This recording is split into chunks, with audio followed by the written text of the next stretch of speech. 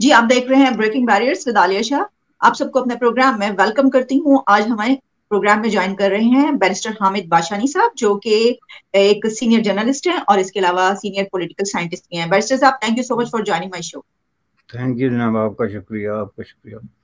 سر آج میرے پاس ٹاپکس ہیں اور ویورز کو ہم اپنے ٹاپکس بتاتے چلیں. دونوں ٹاپکس جو ہیں وہ یو ایس سے ہم نے لیے ہیں. اس کی وجہ یہ کہ دو خبریں چل رہی تھی اور دونوں کا تعلق یو ایس سے تھا، تو میں نے سوچا کہ دونوں کو ایک ساتھ ہی اس کو دیکھا جائے. دیکھیں، ایک تو خبر یہ جو بہت ہی حیران کن ہے، مجھے تو یقین نہیں آ رہا تھا کہ یہ خبر آ رہی ہے. اس کی وجہ یہ ہے کہ اب یہ کہا گیا ہے کہ جو U S secretary wants U S could default on its debt as soon as June, یعنی جون تک U S United States of America اس کے جو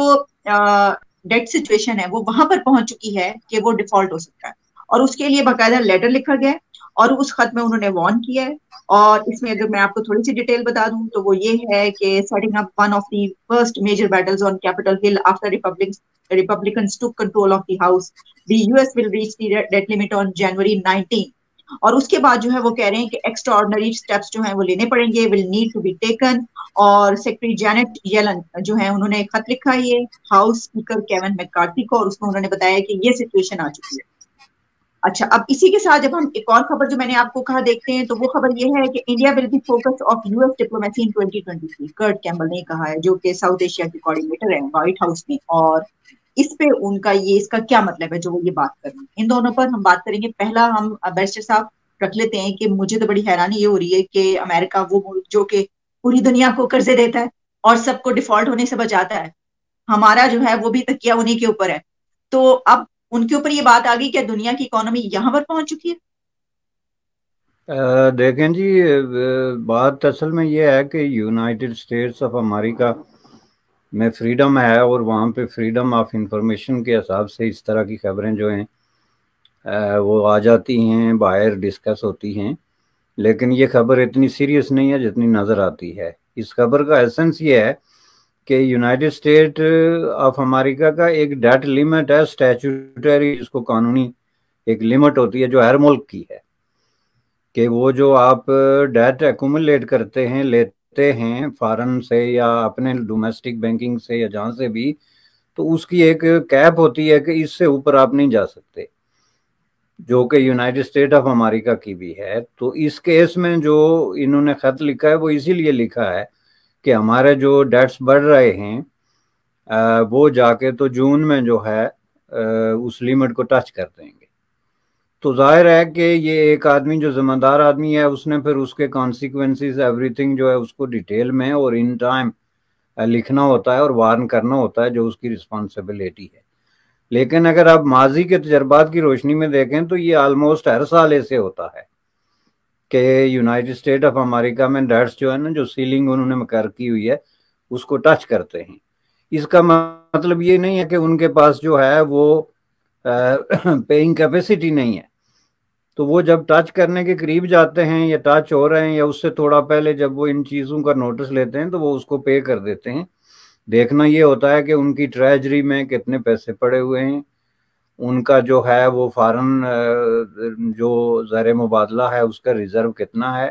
یہ چیزیں کاؤنٹ ہوتی ہیں. تو اس کے حوالے سے اس وقت جو یونائٹڈ اسٹیٹ آف امریکہ کی اکانومی ہے وہ بہت ہی ساؤنڈ اور بہت ہی solid, one of the best ہے.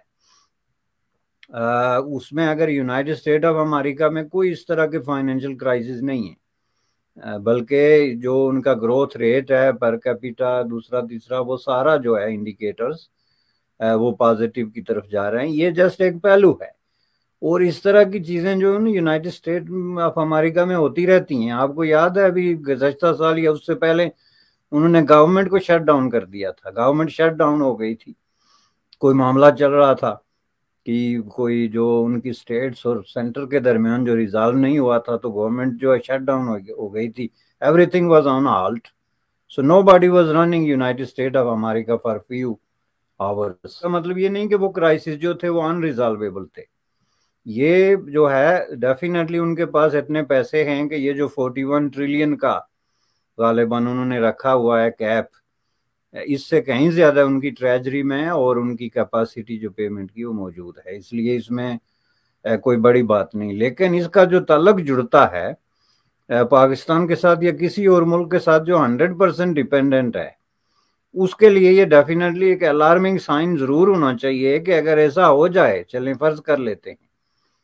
تو آپ نے اگر اپنے سارے انڈے جو ہیں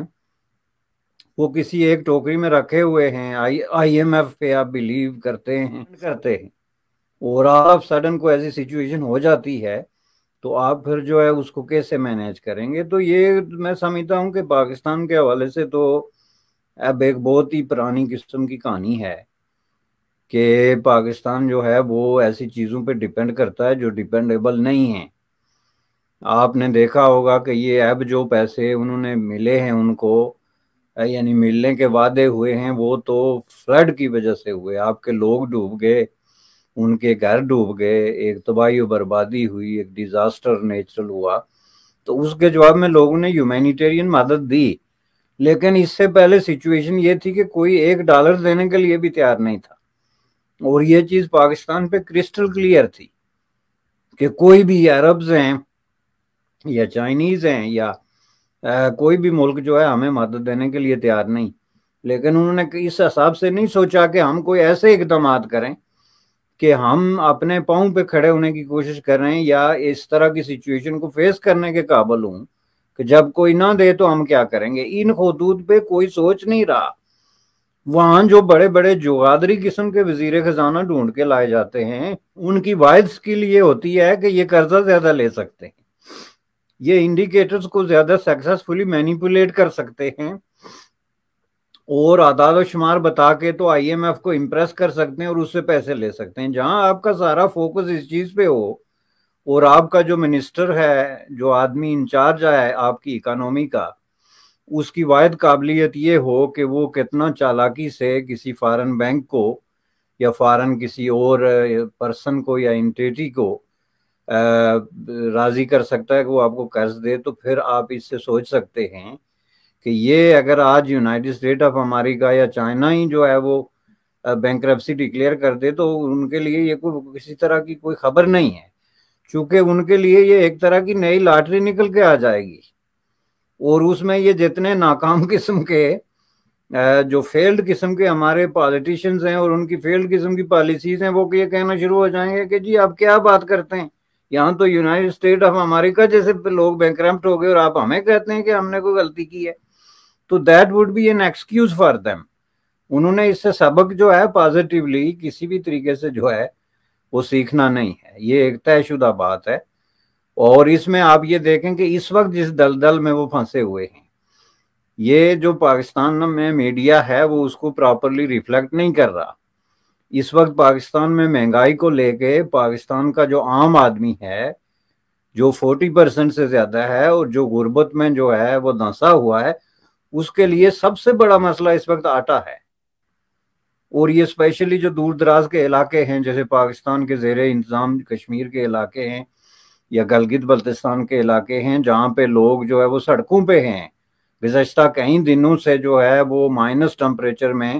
جہاں وہ آٹے کی اور پیاز کی اور ٹماٹر کی اور یہ جو بنیادی انسان کو زندہ رہنے کی لائف سیونگ قسم کے جو فوڈ ہیں ان کی بات کر رہے ہیں۔ اور اس میں سب سے بڑی بات جو اس وقت ایک ڈسکشن ہو رہی ہے جو کہ حیرت انگیز ہے، وہ لوگ کمپیئر کر رہے ہیں کہ ہمارے ساتھ دوسری طرف بارڈر پہ جو ہے وہ پیاز کی قیمت کیا ہے، آٹے کی قیمت کیا ہے۔ یہ سوشل میڈیا کا اعجاز ہے، یہ ایک میریکل ہے، آپ یوں سمجھ لیں کہ لوگ جانتے ہیں کہ واگا سے 10 کلومیٹر ادھر جو ہے پیاز کی یا آٹے کی قیمت کیا ہے، اور ادھر اگر ہم 4 گنا زیادہ جو ہے وہ پے کر رہے ہیں تو کیوں کر رہے ہیں؟ پہلا سوال وہ آلریڈی اٹھ رہا ہے، لیکن اس کے اوپر جو پاکستان کی رولنگ ایلیٹ ہے وہ یہ بیان دے رہی ہے کہ ہم آئی ایم ایف کی تمام شرائط مان لیں گے، جس کا مطلب یہ ہے کہ جس چیز پہ آج لوگ ملک کو کمپیئر کرنا شروع ہو گئے اور وہ سوال اٹھانا شروع ہو گئے کہ اگر آپ اس قابل نہیں کہ ہماری زندگی بچا سکیں تو آپ سرحدیں کھول دیں۔ یہ جلسوں میں لوگ تقریریں کر رہے ہیں کہ آپ سرحدیں کھول دیں تاکہ ہم اپنے بچوں کو جو ہے وہ فاقہ زدہ لائف سے بچانے کے لیے ہم سرحد پار سے جو ہے وہ خریداری کریں۔ تو اوپر سے اگر آپ یہ آئی ایم ایف کی شرائط بھی مان لیں گے تو ڈیفینیٹلی یہ سب کچھ جو ایک چیز فار ایگزامپل 40 روپے کی ہے تو وہ 60 70 80 کی ہو جائے گی۔ لیکن چونکہ انہوں نے یہ طے کیا ہوا ہے کہ ہم نے اس ملک کو چلانا ہی قرضے پہ ہے، اس لیے وہ متبادل پہ غور نہیں کر رہے۔ آپ نے کسی آدمی کے منہ سے سنا، کوئی منسٹر یا پرائم منسٹر، کہ ہم جو ہے کوئی ایسا قدم بھی اٹھا رہے ہیں جس کی طرف سے ہم خود کفالتی کی طرف یا کسی جو سیلف ڈیپینڈنسی ہے، فوڈ ہو گیا، زراعت ہو گیا، کسی چیز کوئی قدم اٹھا رہے ہیں؟ سوال ہی نہیں، کوئی ایجنڈا ہی نہیں ہے، ڈسکشن ہی نہیں ہے۔ اچھا بیرسٹر صاحب، بات کر رہے ہیں نا کہ جو پروٹیسٹ ہو رہے ہیں اس میں یہ سوال اٹھایا جا رہا ہے، ذرا بارڈر کے دوسری طرف دیکھ لیں تو اب تو اس کے اوپر آرٹیکلز بھی لکھے جا رہے ہیں۔ شہزاد چودھری صاحب کا ایک آرٹیکل بڑا اس کے اوپر جو ہے وہ ہوا ہے، یعنی ایسے لوگ بھی اب اس کے اوپر بول رہے ہیں جو کہ نہیں بولتے نا، یعنی وہ اپنے اندر کی چیزوں پر ہی بات کرتے ہیں، تو اب یہ بات یہاں تک پہنچ گئی۔ ہاں، یہ تو بڑی ایک نئی بات ہے کہ اس طرح کے آرٹیکلز کو جگہ مل رہی ہے، چونکہ پہلے تو یہ حالت تھی کہ آپ لکھ ہی نہیں سکتے تھے نا، ایک طرف کے انڈیا کا نام آئے اور اس کے ساتھ کوئی اچھی بات ہو تو دونوں ملا کے تو ایک پیج پہ لکھنا تو ممکن نہیں تھا۔ تو یہ ممکن ہے کہ کوئی ابھی انہوں نے چونکہ بہت بڑا ایک برداشت کیا ہے میڈیا پہ سینسرشپ اور ایک طرح کی پابندیوں سے یہ خود گزرے ہیں جو لوگ اس وقت حکومت میں بیٹھے ہوئے ہیں، تو ممکن ہے وہ وقتی طور پہ اس کو الو کرتے ہوں، لیکن بنیادی طور پہ یہ جو سوال اٹھایا جا رہا ہے وہ سوال لوگ اٹھا رہے ہیں ود سٹیٹس، کہ آپ نے یہ سرحدیں بند کیوں کی ہوئی ہیں؟ آپ کی اگر دشمنی انڈیا کے ساتھ ہے تو انڈیا کی دشمنی تو چین کے ساتھ بھی ہے،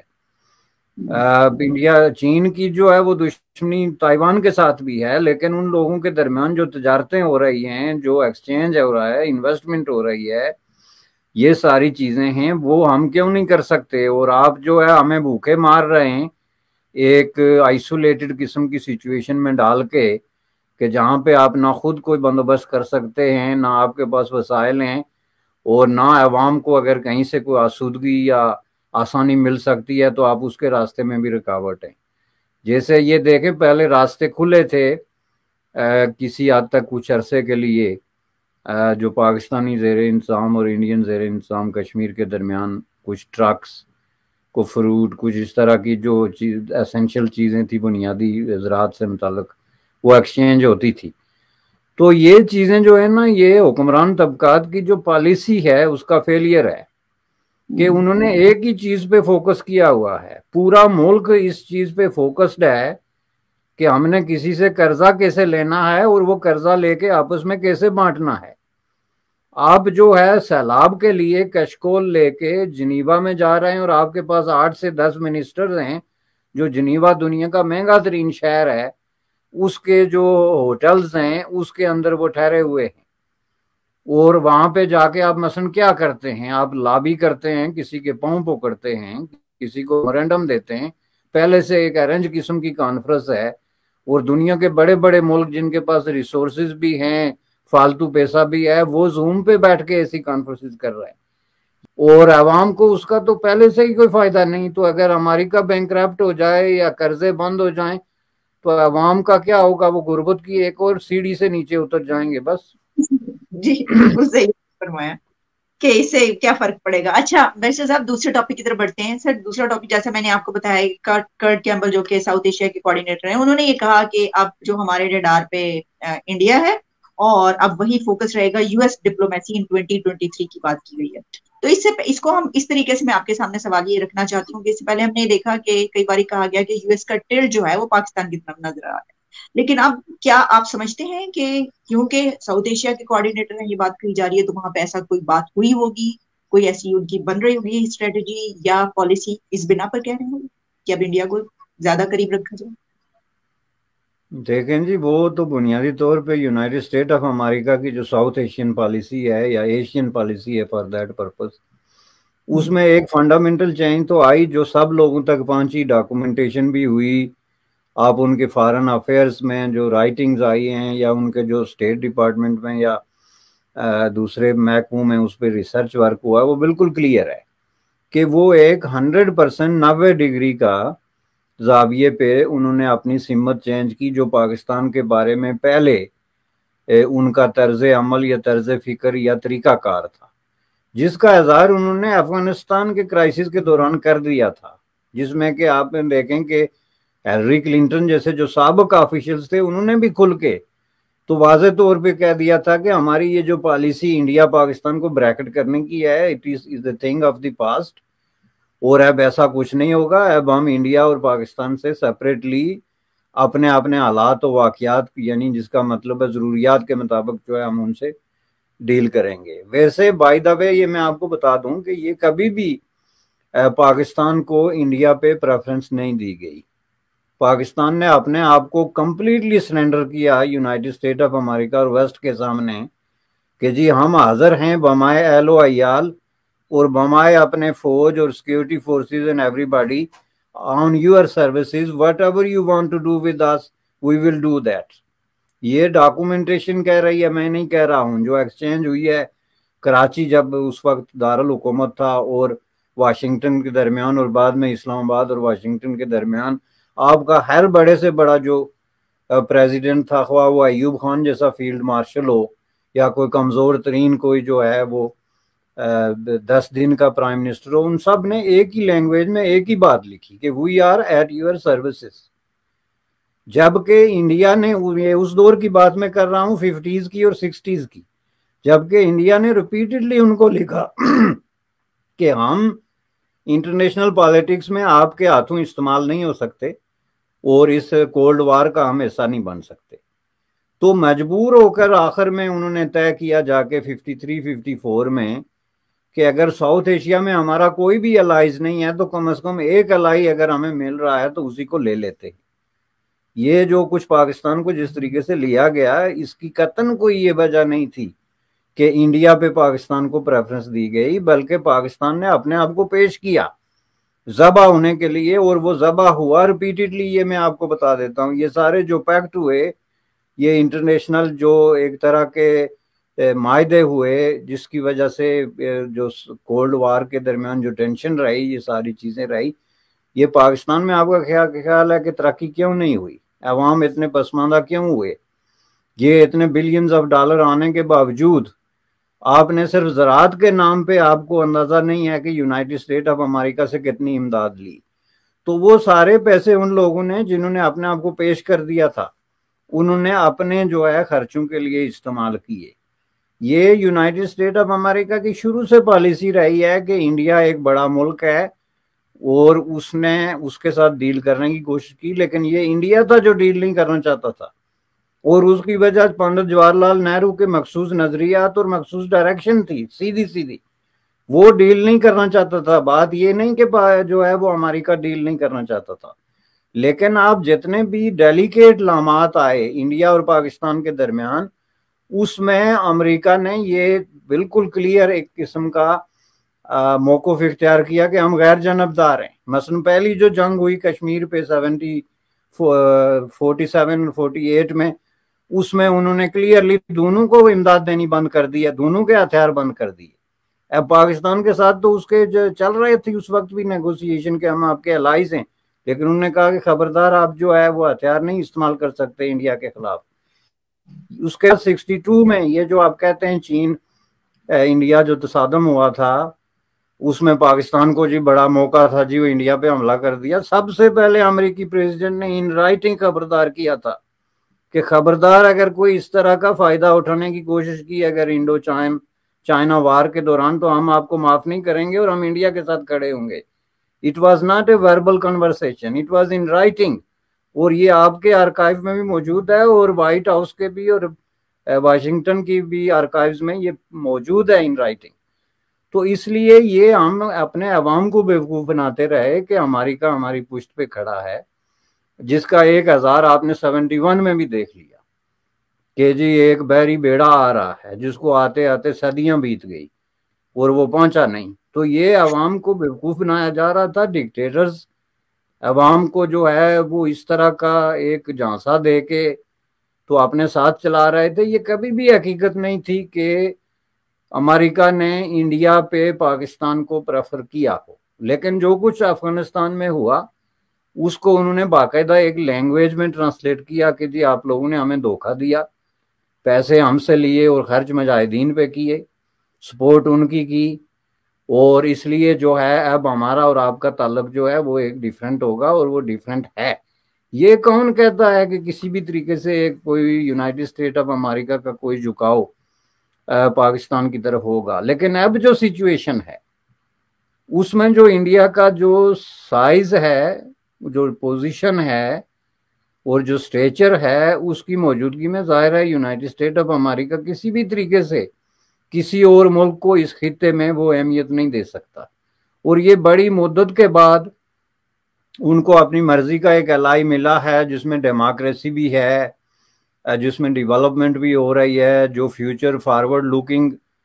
سوچ بھی رکھتا ہے، جس کے پاس ویلتھ بھی ایکومولیٹ ہو رہی ہے، اور جو فیوچر میں بننے والی بڑی بڑی جو چیزیں ہیں اس میں بھی کارگر ثابت ہو سکتا ہے. لیکن اس کے باوجود آپ دیکھیں ابھی انڈیا نے جو ہے وہ گلوبل ساؤتھ کی جو کانفرنس بلائی ہوئی تھی، یہ آپ کا کیا خیال ہے کہ امریکہ کی مرضی سے بلائی تھی؟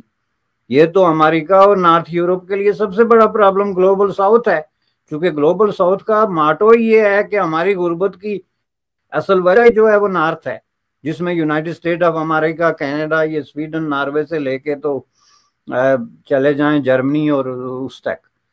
تو یہ جو ہے یہ انڈیا نے آپ دیکھیں کس طریقے سے پلے کیا ہے، ہو اسمارٹلی، کہ ایک طرف تو امریکہ کے سب سے قریب تین الائز ہیں، دوسری طرف گلوبل ساؤتھ کے 120 ملکوں کو لے آ کے وہاں بٹھا دیا کہ جی ہماری غربت جو ہے، ہمارے جو انوائرمنٹل پرابلمز جو ہیں، یہ جو ری ڈسٹریبیوشن آف ویلتھ کی ضرورت ہے، چونکہ ترقی یافتہ ملکوں نے ہمارے ساتھ زیادتی کی ہے، پاکستان اس میں کہیں ہے ہی نہیں. تو آپ کہتے ہیں ادھر ٹلیٹ ہو گیا، کہاں پہ ٹلیٹ ہوا جی؟ کوئی کچھ ٹلیٹ نہیں ہوتا. یہ حکمران طبقات اپنی ناکامیاں چھپا رہے ہیں اور اپنی فرسودگی پہ پردہ ڈال رہے ہیں. اصل بات یہ ہے کہ پاکستان کی خارجہ پالیسی ٹوٹلی فرسودگی اور بیکاری کا شکار ہے. اس میں ڈراسٹک اور فنڈامنٹل چینجز کی ضرورت ہے، جو وہ کرنے کے لیے تیار نہیں، اور وہ آئیں بائیں شائیں کر رہے. ٹھیک، بلکہ آپ نے یہ جو بات کی سر کہ جس طریقے سے یہ گلوبل ساؤتھ سمٹ ہوئی ہے، تو میرا تو خیال ہے کہ اسی سے تنگ آ کے امریکہ نے سوچا ہوگا کہ بھائی ان کو کہو کہ ہم تمہارے ساتھ ہیں اور اب ہم تم پہ بڑی توجہ دیں گے اور کریں گے. شاید یہ اس کا ریئیکشن ہو. اس سے تو یہ بھی ہم نکال سکتے ہیں. تو thank you so much mister Hamid Bashani sahab, آپ کا بہت بہت شکریہ فار یور پریشیس آپ کا ٹائم. شکریہ، تھینک یو جی.